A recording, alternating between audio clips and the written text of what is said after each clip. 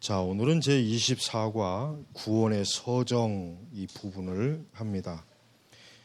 구원의 서정이라고 하는 것은 그냥 구원이라고 하는 이 하나의 궁극적인 영적인 하나님의 은총이 좀 더 신학자들은 이걸 구분을 한 거예요. 중세 시대부터.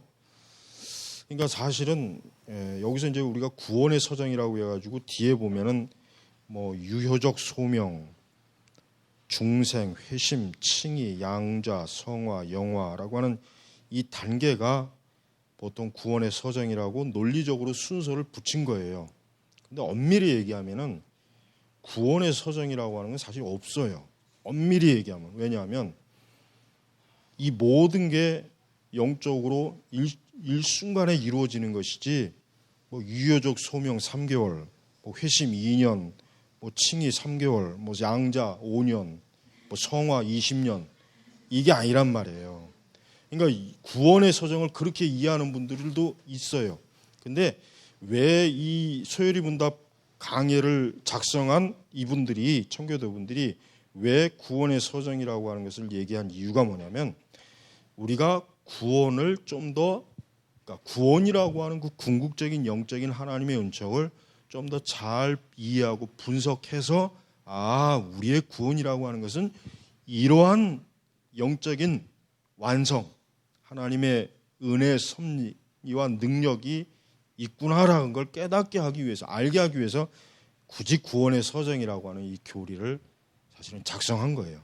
그러니까 우리는 우리 자신의 구원의 서정이라고 하는 것을 어느 단계를 명확하게 마치 무 자르듯이 뭐 칼로 뭐 두부를 자르듯이 그렇게 할 수는 없어요. 그건 불가능해요. 다만 이제 이러한 교리적인 내용을 통해서 인간이 하나님의 성령에 의해서 하나님의 말씀에 의해서 구원이 이루어지는 단계 완성이 이렇게 가는구나라고 하는 것을 그렇게 이제 파악하면은 오히려 이제 우리의 구원이 얼마나 뚜렷한 실체를 가지고 우리가 이해할 수 있잖아요. 그런 목적으로 한 거예요. 자, 29번은 어떻게 우리가 그리스도께서 성취하신, 그러니까 우리가 성취한 게 아니래요. 누가? 예수님이 성취하신 거예요. 그래서 예수님이 다 이루었다라고 하셨잖아요. 다 이루었다. 예수님이 반만 이루었다. 나머지는 너희들이 이루어라가 아니라 예수님 자신이 다 이루었다 했어요. 그래서 성취하신, 그러니까 예수님이 우리를 값주고 사신 구속의 참여자가 되는가? 답. 성령께서 자신의 역사인 유효적인, 효과적인 소명을 통하여, 여기서 유효적이라고 하는 것은 하나님의 소명의 확실성이에요. 확실성. 통하여 그리스도께서 성취하신 구속을 우리에게 적용하심으로써 우리가 구속의 참여자가 된다라고 했어요. 그래서 우리는 하나님의 그 능력 또 하나님의 그 권능으로 우리가 하나님의 자녀가 되고 우리는 그리스도의 구속에 참여할 수 있는 영광을 우리가 사실은 얻었어요. 자, 그런데 이제 우리가 이제 160페이지로 넘어가면은 거기에 이제 우리가 몇 가지 이제 하나의 그 우리 개혁주의와 근본적으로 다른 체계의 그 구원의 신학을 지금 몇 가지 있습니다. 예를 들면 유니테리안, 그다음에 소시니안주의, 그다음에 펠라기안, 그다음에 알미니안, 그다음에 로마 천주교. 근데 이러한 것들의 공통점이 뭐예요? 이러한 것들의 공통점이 뭐냐면 구원이 전적으로 하나님에게서부터 시작돼서 하나님께서 완성하시고 하나님께서 진행하신다는 사실을 부정하는 거예요. 알미니안주의, 로마 카톨릭은 전형적으로 하나님과 사람이 협력하는 거예요. 그다음에 유니테리안이나 뭐 소시니안 이런 부류들도 결국은 뭡니까? 이런 부류들도 우리의 구원에 어떤 초자연적인 역사가 있는 게 아니라 인간이 그냥 자기 노력, 윤리적 발전, 인간이 좀 더 성숙한 그런 진행 과정을 통해서 사람이 새롭게 겪는 거, 뭐 이런 것을 얘기하는 것이지 전적인 뭐예요? 하나님의 초자연적인 역사로 새로운 피조물로 거듭나고 중생하는 것은 이러한 책에서는 다 그걸 부정하는 거예요. 알미니안주의도 사실 뭐야? 하나님과 인간의 협력이에요. 인간이 응답을 해야 하나님이 구원을 접수하고 이루어 주신다. 이게 알미니안이에요. 그리고 뭐 로마 카톨릭은 뭐 더 이상 뭐 로마 카톨릭이야 뭐 전형적으로 어떤 하나님의 의가 전체가 아니라 인간이 그 하나님의 의에 협력해야 돼. 협력해야 된단 말이야. 그래서 여기 뭐 책에 나와 있지만은 로마 카톨릭은 그 교리 체계 자체가 어때요? 덧붙이는 종교다 이거. 신앙에 덧붙여 행위, 그리스도에 덧붙여 마리아, 성경에 덧붙여 뭐 전통. 로마 카톨릭은 하나님의 주권 개념이 없어요. 천주교는 하나님의 주권 교리의 개념이 아예 없습니다. 알미니안도 없어요. 알미니안도 없죠. 예. 그러니까 이런 하나님의 주권 개념이 없는 이러한 신학 체계에서는 인간의 구원은 뭐예요? 전적인 하나님의 은혜라고 말할 수는 없어요. 오직 뭡니까? 어느 정도 협력, 협동. 하나님과 사람이 서로 반반씩 아니면 서로 반응을 해야 돼요. 예. 하나님이 내가 널 구원해 줄까? 그러면 인간이 예, 나를 구원해 주세요. 딱 협력이 돼서 구원받는 거. 이게 알미니안이죠. 예. 또 카톨릭이야말로 뭐 그냥 카톨릭은 하나님이 은혜를 주입하시고 그것을 통해서 인간이 자기의 노력과 선행과 공로를 덧붙이는 그 과정을 통해서 사람이에요. 성사를 쌓게 되는 거예요. 계속 자기의 구원을 위해서 무언가를 자꾸 보태주는 거예요. 그래야 사람이 의로워진다. 이런 개념이고. 그러니까 이러한 개념은 사실 전혀 성경적으로 맞지 않는 구원 개념이에요. 근데 이제 여기서 이제 2장으로 넘어가면 자, 이제 전형적인 우리 개혁주의 관점, 즉 성경적 관점에서 구원이 어떠한 구성 요소로 이루어지는가? 첫째는 유효적 소명, 즉 복음은 차별 없이 죄인들에게 선포되고 구원은 자유롭게 모두에게 제공된다. 그러나 하나님의 택하신 자들만 이 유효적 소명에 어때요? 반응을 할 수 있는 거예요. 그러니까 무차별적으로 복음이 증거되지만 왜 누구는 그 복음을 믿고 누구는 믿지 않느냐? 그게 알미니안이나 펠라기안이나 아니면 다른 어떤 교리처럼 인간이 반응을 안 해서 그렇다. 하나님 구원해 주시려고 했는데 사람이 그걸 받아들이지 않아서 그렇다. 그것이 아니라 하나님의 유효적 소명이 있으면 누구나 어때요? 그 사람은 하나님께로 나와요. 그리스도 앞으로 나옵니다. 네. 그다음에 이제 중생. 이게 이제 소명에도 내적 소명, 외적 소명 두 가지를 또 갈라야 되죠. 내적 소명. 하나님께서 우리 내적, 우리의 심령의 영혼 속에 하나님의 새로운 생명이 부여해 주시는 각성이 일어나요. 각성이. 영적 각성. 그다음에 그것만이 아니라 외적 소명. 하나님께서 내 환경과 상황을 통해서 이제는 더 이상 이 옛 길에 서 있지 못하게 한다는 걸 깨닫게 하는 과정이 있어요. 그러니까 우리는 이 소명도 두 개로 나눠야 돼요. 두 개로. 이 책에서는 그냥 하나의 소명만인데 실제는 내적 소명, 외적 소명을 더 세분화할 수 있습니다. 중생. 자, 성령께서 죄인 안에서 새 마음을 창조하실 때만 인간은 구원의 복음을 들을 수 있다. 그렇죠. 새 마음을 내가 만드는 게 아니죠. 내가 만드는 게 사람이 만드는 게 아니에요. 새로운 이 창조를 새로운 피조물이 되게 하려고 내가 분위기를 만들고 상황을 조성해서 내가 하나님의 자녀가 되는 것이 아니라 누가? 성령께서 성령이 새롭게 하심으로 우리가 새로운 피조물이 되는 거예요. 중생은 바로 그걸 얘기하는 거예요. 자, 그럼 회심이 뭡니까? 이제 자, 유효적 소명이 들어왔어요. 다음은 이제 회심이에요. 죄인이 하나님의 소명을 받았어요. 부르심을 받았어요. 중생에 지금 하나님의 역사가 있어요. 성령의 역사가 있어요. 그러면 어떻게 됩니까? 하나님은 우리로 하여금 회개하게 전인이 죄에서 돌이키고 우리의 신앙이 어때요? 우리 자신이 그리스도로 돌아가는 거예요. 그러니까 이 소명과 회심은 동시적으로 일어나는 거예요. 사실 칭의도 맞아요. 그 다음에 칭의 보니까 죄인이 그리스도를 신뢰할 때 그가 즉시 그리고 영원히 의인으로 받아들이는 것이다. 그다음에 양자 동시에 되는 회심하는 동시에 양자도 되는 것이고 칭의가 이루어지는 것이고 소명이 완성되는 거예요. 양자 죄인이 그리스도를 믿고 칭의될 때 그가 또한 하나님의 가족의 일원이 되는 것이다. 그러니까 이런 구원의 서정이라는 게 절대 1단계, 2단계, 3단계가 아니라 이게 사실은 동시적으로 일어나는 거지만 다만 구원에 대해서 좀 더 세분화해서 이해할 수 있게 하려고 해서 이렇게 구원의 서정의 교리를 만든 것뿐이에요. 다음 성화. 회심에서 죽음의 때까지 성령께서 신자로 하여금 거룩을 위하여 죄에 맞서 싸우는 거예요. 성화. 그러니까 진정한 신자가 나 중생이고 회심해서 하는데 성화의 열매가 안 보인다. 그럼 그 사람은 애초부터 중생한 것도 아니에요. 거듭난 것도 아니에요. 소명도 없는 거예요. 그러니까 진짜 난 소명이, 구원의 소명이 있어. 나 회심해서 중생에서 그럼 뭐예요? 그 즉시로 성화의 열매가 생기고 나타나야 돼요. 그걸 통해서 이 사람이 진짜 중생하고 회심했구나. 이 성화가 굉장히 중요합니다. 마치 성화라고 하는 게 뭐 칭의 이후에 한참 시간을 기다린 뒤에 비로소 그때 성화가 되는 게 아니죠. 이미 벌써 그리스도를 자각하면서 예수님의 존재를 알고 깨닫고 내 영혼의 구세주로 영접하며 내 죄에 대해서 그리스도 앞에 회개할 그 순간, 그게 벌써 이미 성화의 과정으로 들어가는 거예요.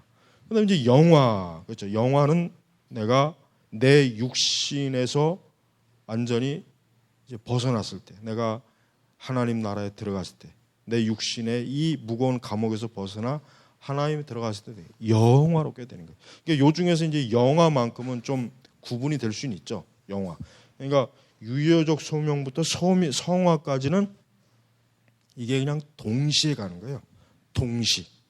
그러나 영화는 아니에요. 영화는 뭐야? 내가 하나님 나라에 들어가 영화가 되는 거예요. 영화.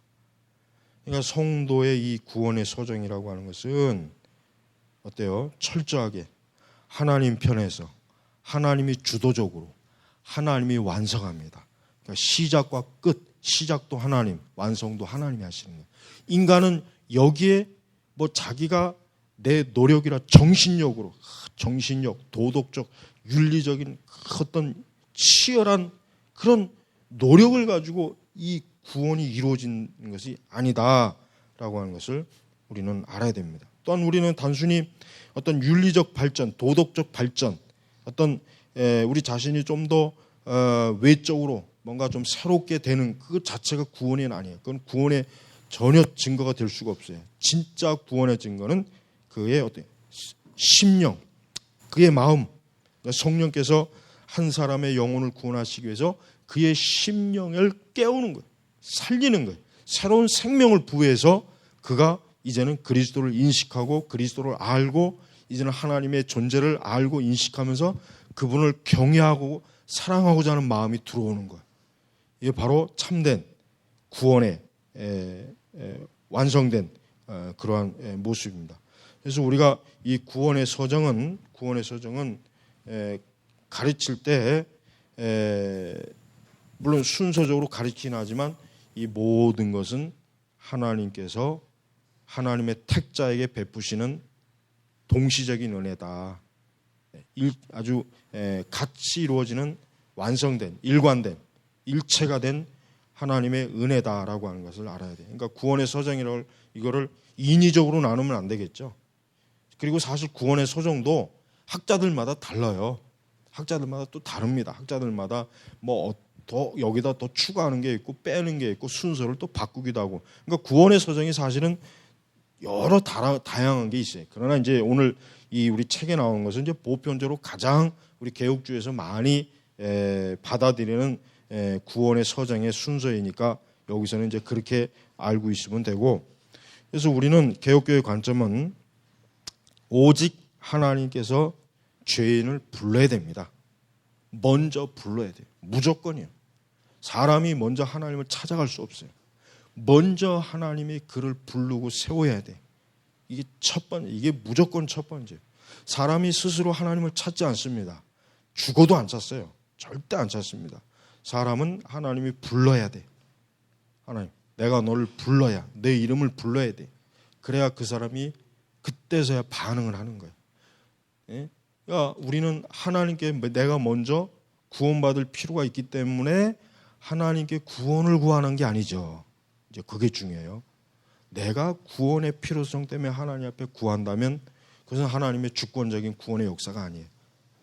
그러니까 자기 마음속에 하나님의 구원에 대한 자각과 인식이 들어왔을 때 무슨 생각이 드냐? 하나님이 먼저 나를 불러주셨구나. 하나님이 먼저 나에게 소명을 주셨구나. 그런 생각이 먼저 딱 들어야 돼요. 그게 바로 하나님의 구원의 손길에 표시가 된단 말이에요. 그런 과정을, 그 첫 번째 과정이 들어오면서부터 이제 회심, 칭의, 양자. 근데 이제 이러한 구원의 서정 가운데서 확신이 사실은 빠졌어요. 엄밀히 얘기하면 확신. 이 확신이라는 게 참 중요합니다. 확신이라고 하는 건 뭐예요? 내가 확고하게 그리스도 안에 있다. 그리스도로부터 구원받았다. 내가 하나님의 자녀다라고 하는 이 확증, 이거를 내가 내 자신에게 확증을 받는 거예요. 받는 거예요. 근데 그런 확증이 과연 요 1번부터 5번 어느 사이에 있느냐가 이제 학자들 역시 의견이 다르다 하는 거 알아야 돼요. 근데 뭐 그게 뭐 어느 순서에 있든지 그게 뭐 순서가 뭐가 중요해요. 중요한 것은 확신이 있는 게 중요하죠. 물론 확신이 없는 사람도 있어요. 확신이 없는 사람들은 근데 문제는 항상 자기 구원에 대해서 늘 불안해하고 내가 진짜 구원 받았나 받지 않았나라는 그 뭔가 항상 영적으로 불안정하잖아요. 그러니까 확신을 추구해야 돼요. 확신이 없어도 확신이 없다고 해서 구원 못 받는 건 아니에요. 그런데 우리가 구원의 믿음이 성숙하려고 한다면 확신을 갖는 게 좋아요. 그래서 만약에 확신이 없다면 하나님 앞에 확신을 구해요. 없다고 해서 가만히 있지 말고 구하란 말이에요. 그러나 또 한편 우리가 성화의 과정을 가면서 구원의 확신이 점점 배가 될 수 있어요. 근데 문제는 그러한 과정 속에서 또 죄를 지으면은 심각한 어떤 죄를 지으면 또 그때는 내가 구원받지 못한 것 같아라는 또 그런 생각도 들어요. 그게 위험한 거예요. 그러니까 애초부터 성령의 내적 증거로 확신을 가지면 구원의 그 확신이 흔들리질 않는데 성화의 과정 속으로 이렇게 오래 시간이 지나가면서 구원의 확신이 점차적으로 들어오면은 어떤 죄를 좀 심각한 죄를 범했을 때 그때 갑자기 이거 내가 구원받지 못했는 것이 아닌가 그런 마음이 들 수가 있어요. 그래서 이왕이면은 아주 성령의 내적 확신을 추구해요. 그래서 그런 확신이 분명하면 이제 어떠한 일이 생겨도 구원을 의심하지는 않아요. 하나님 날 구원하셨다. 내가 구원받은 사람이다. 이 구원의 서정 속에서 확신이 사실 굉장히 중요합니다. 이 책에서는 지금 안 나와 있어요. 사실 이게 설명이 좀 되어져야 되는데 이 설명이 전혀 없는데 사실은 설명이 좀 그래서 제가 이제 보충으로 설명하는 거예요. 그래서 여러분 우리 그리스도인들은 이렇게 구원의 서정을 통해서 뭡니까? 결국은 내가 하나님의 자녀가 되는 그 영광스러운 하나님의 은혜를 그 은혜의 실체를 분명하게 볼 수 있는 거예요. 아는 거예요. 그게 구원의 서정의 교리의 중대한 의미가 바로 거기에 있는 것입니다. 그래서 우리가 이러한 구원의 서정을 통해서 우리는 내가 지금 이 구원을 받았는데 나에게 이 회심과 칭의와 양자, 성화 이러한 요소들이 지금 명확하게 내가 발견하고 있는지 알고 있는지를 좀 살펴보면은 내 구원에 대해서 좀 더 명확하게 객관적으로 알 수가 있습니다. 그러니까 조심스럽게 이러한 부분에 대해서 알아두고 있는 게 좋아요. 그러기 위해서는 여러분들이 청교도들이 구원에 관한 쓴 책들을 한번 좀 유심히 많이 읽어보면은 이 구원의 서정에 달려있는 많은 오류, 또 잘못 알고 있는 것, 또 그릇되게 알 위험이 있는 것들도 배울 수가 있어요. 여러분들이 이 구원의 서정을 오늘 교리를 통해서 좀 잘 앞으로 더 스스로 연구하는 데 좀 도움이 되길 바랍니다. 기도하겠습니다. 아버지 하나님 감사합니다. 우리의 구원의 그 단계, 구원을 이루시는 하나님의 그 구속의 사역의 행위와 그 모든 과정을 제가 좀 더 교리적으로 면밀하게 살펴보고 있습니다. 그러나 가장 중요한 것은 하나님의 그 구원의 은총과 은혜 안에 내가 거하고 있다는 이 확신과 사실, 이것을 온전하게 믿고 깨달으며 하나님을 섬길 수 있도록 신앙생활할 수 있도록 도와주시옵소서. 감사드리며 예수 그리스도의 이름으로 기도 올립니다. 아멘.